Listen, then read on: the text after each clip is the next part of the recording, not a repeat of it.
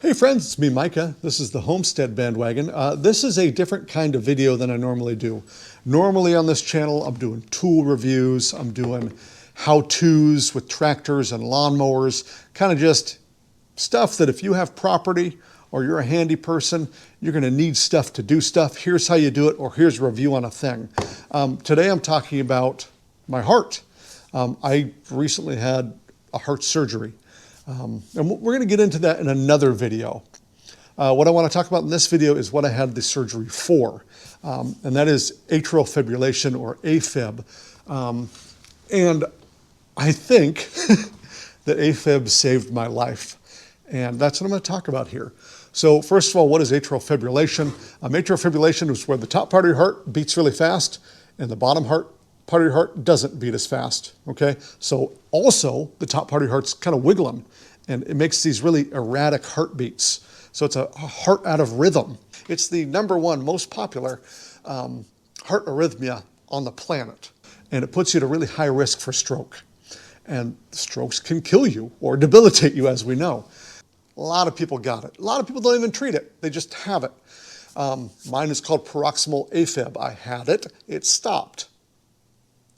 My symptoms were I could feel it in my neck. I could feel my neck pulsating in these funny patterns. And then I started noticing these ectopic beats. They were terrifying to me. I do have a playlist I'm building here about AFib. That'll give you some information on some of the stuff I'm talking about. It was stuff that was useful for me to learn. But let's go backwards here. I'll talk about how I found out I had AFib. So we'd barbecued a bunch of food one night. I had some ribs, had this, had that, big old full belly. Sitting on the couch, having a beer, editing a YouTube video. And all of a sudden I felt like something was really wrong. And I could feel my heart in my neck beating weird. Now, I had had a feeling like this before in the past, a few times when I was sitting on the couch having a beer. And it just felt like something was wiggling in my neck. And I go, all right, having a little chili popper. That's what I'd call it. It was weird. But something would feel funny in my neck. Well, that was going on, and it didn't stop. So I went and checked my pulse, and my pulse was erratic. It was like I don't know, like one of those experimental jazz bands that nobody likes, but fancy people pretend they like. Just, there was no rhyme or rhythm to how my heart was beating, and it was beating fast. I went upstairs, sat on the bed. My wife was up there getting ready to go to bed, and I was just pretending like nothing was wrong. You know, I'm cool, I'm a big tough guy. Grabbed a pulse oximeter that I have, put it on my finger. I had oxygen, but man, my heart was beating crazy and like 155, 160 beats a minute, and I'm just sitting there. It was terrifying, and my wife says, "What's wrong?" I said, "Nothing." She goes, "No, why are you up here then?" I said, "My heart's beating funny." I told her what's going on. She's like, "Babe, that sounds bad." I said, "Yeah, it feels kind of weird." So I called up a friend who's a nurse. It was like 11 at night. She says, "You know what? It's probably okay. This sounds like atrial fibrillation, but go to the emergency room just to be safe." So I went to the emergency room. They did their emergency room stuff, put me on an ECG, and this AFib cleared itself up while I was there before the doctor even got to see me. They talked to me and said, "Listen, it's not a deadly condition, but it can lead to deadly things like stroke." They kind of told me how, you know, the heart doing this makes blood pool up in this thing called the left atrial appendage. It can cause blood clots. The blood clots then go in your brain, cause you to have a stroke. I am at an increased risk of stroke because I've had a mini stroke in the past called a TIA. It also self-corrected, but for a while there I was paralyzed on half my body for most of a day. Couldn't talk. I had aphasia where I couldn't make my words work. Even worse than I normally make my words work. So it puts me at an increased risk of having another stroke. It's a thing called a CHADS2, VASC2, something score. She says, you got to go to a cardiologist. They're probably going to put you on blood thinners. I'm not a medication guy. I didn't like to hear that. I said, "No, I don't want to be on medication." She goes, "Well, talk to your cardiologist." So I start Googling, right? That's what you're going to do. Had to wait a while to get into a cardiologist, so I'm Googling, freaking myself out, you know, because it's the internet, freaks you out with all sorts of worst case scenarios. I go to a cardiologist, and me and him just didn't connect. Right off the bat, all he's talking about is medication, antiarrhythmics, not antiarrhythmics, but beta blockers, calcium channel blockers, things to slow your heart down. Well, my heart wasn't going fast. I bought myself a stinking one of them watches that shows your heart rate. My heart rate's never fast. It's actually kind of slow. So he wanted to slow down my heart rate. And then he wanted me to get on stuff for blood pressure. And I was like, I don't have high blood pressure. You're giving me high blood pressure. And they hadn't even checked my blood pressure before I went into before the cardiologist came in. They didn't even take my pulse. He beat his nurse in there. And he was in and out so fast, my head was spinning. I didn't even know what he did. He just wrote me 3 prescriptions, said, hey, get out of here, go get on these things. This is just what you have to do. Don't argue with me. See you later. Pokes his head back in the door and says, oh, by the way, don't worry, AFib won't kill you. Just take those blood thinners. I don't like that. You know, I've got a heart thing. Talk to me a little bit. I know that doctors only have a limited amount of time they can spend with you. I don't care, man. Work on your bedside manner. He was in and out in about 5 or 10 minutes. Apparently he was late for a date or something. So that kind of turned me off. I thought about it for a while, end up getting on these blood thinners. They put me on Eliquis, which is ridiculously expensive, $550 a month, but my insurance covered most of it. They weren't going to cover 200 of it. So I was going to be paying $200 a month to be on this dang blood thinner I didn't want to take. But it protects you from having a stroke. It protects you from that blood pooling in your heart. You got to do it. I found out there was a coupon I could get, gets me down to $10 a month. Okay, I'm paying $10 a month to be on this stuff. I tried one time one of these, it was either a beta blocker or a calcium channel blocker. And remember, my heart rhythm's not fast, it's pretty slow. It knocked me out for a whole day. I can't do it. I can't be on this stuff. I work heavy machinery. You know, I got to be aware. So we made a compromise. Doc says, okay, man, you can take this thing as needed. When your heart rate comes way up, take one of these, it'll drop your heart rate down. That sounds cool to me. And then I had an event. I was at work doing a YouTube video about a tractor. I'm kind of running back and forth inside, squatting down, standing up, doing all this stuff, and all of a sudden my heart starts feeling weird. I thought I was having an anxiety attack, which I probably was, but I was in the middle of working with a customer, sweat starting to pour down my face. I could feel my heart doing something weird. Not like AFib weird, not in my neck. I wasn't feeling the fluttery heartbeat, but something weird. I excused myself, went around the corner, felt my pulse, and I kept skipping heartbeats. Terrifying. I thought my heart was failing.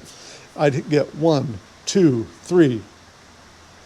1, 2, 3, 4. 1, 2. Just skipping beats, but in rhythm.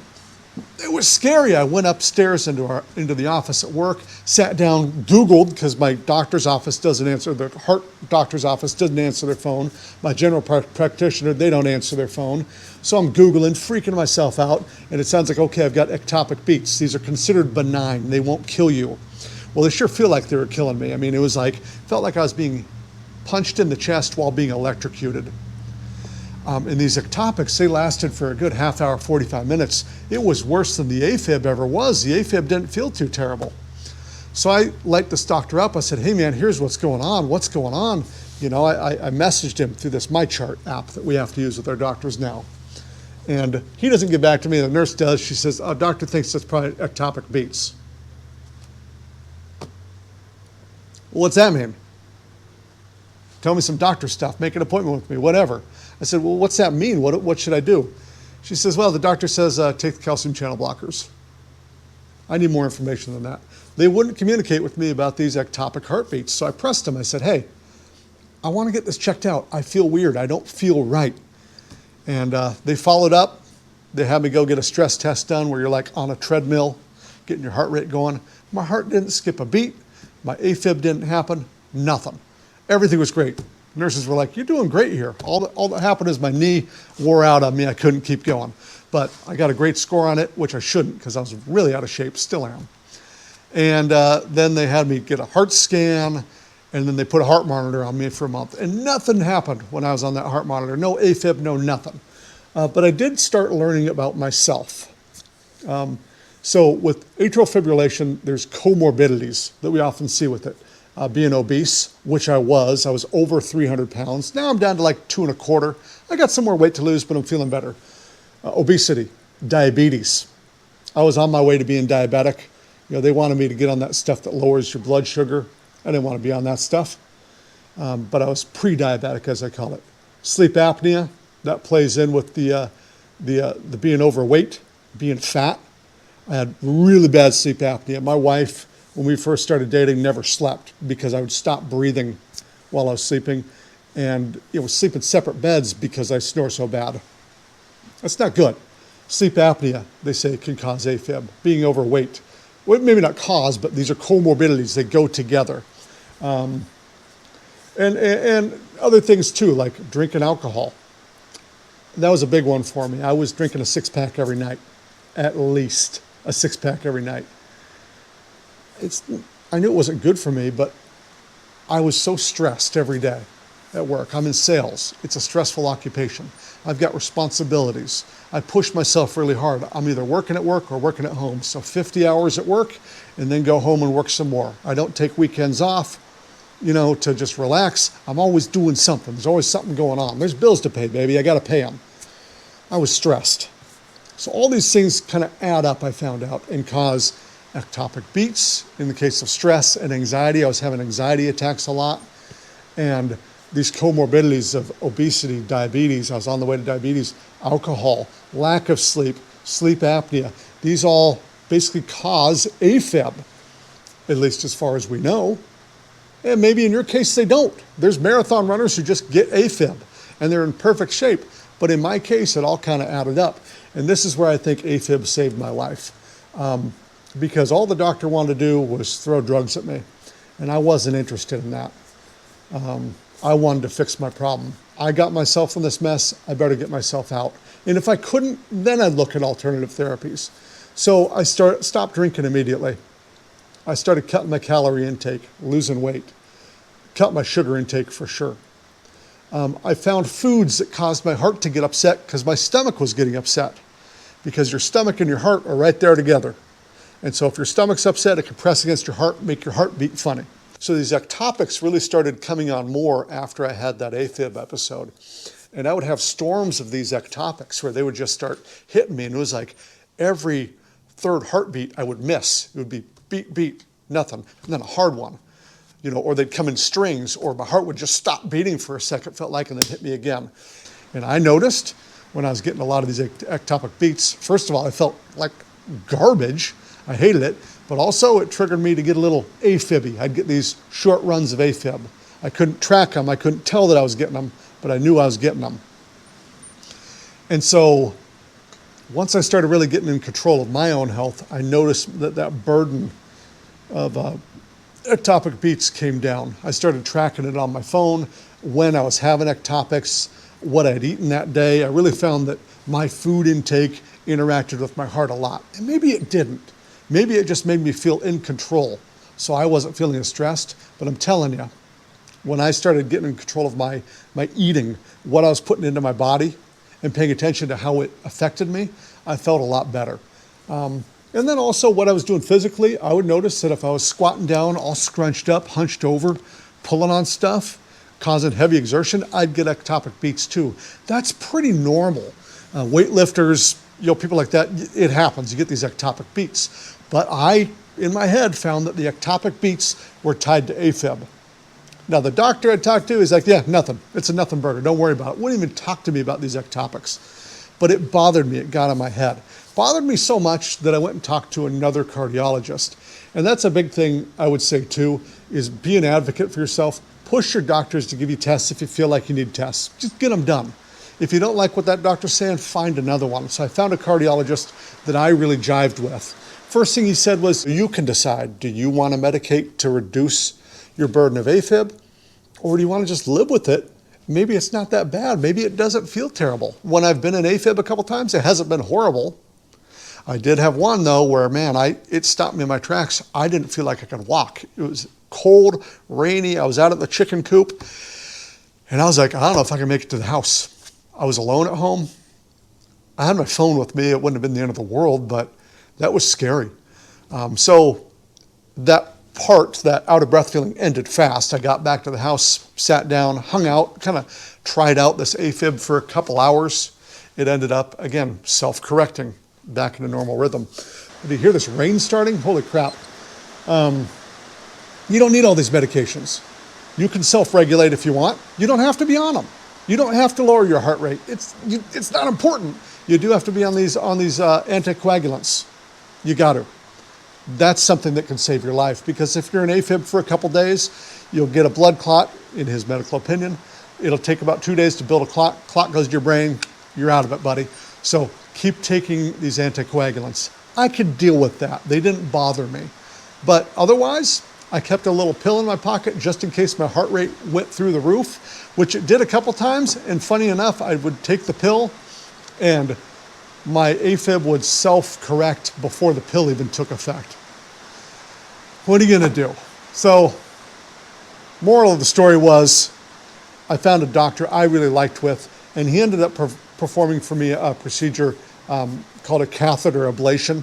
And I'm gonna talk about that in another video, about that heart procedure, that catheter ablation. And it was a new one in the US. It was just approved this year that I'm making this video called a Pulsed Field Ablation. So that's what we're doing. But AFib, I feel like saved my life even without this procedure. I am in way better health than I was. I'm committed to my health. I've decided that I can actually take care of myself. And getting my stress managed was huge. If I can give anybody any advice, get your stress managed. You know, once I stopped drinking, I had to face my stress. It caused a world of difference in my life. Okay, next video is going to be this procedure. If you're one of my subscribers or somebody who's watched my videos before and this seems weird, whatever, maybe it's useful to you. But if you're not, feel free to subscribe. You already know what I do on the channel. And then I'm going to be talking about this Pulsed Field Ablation, brand new procedure that they're doing.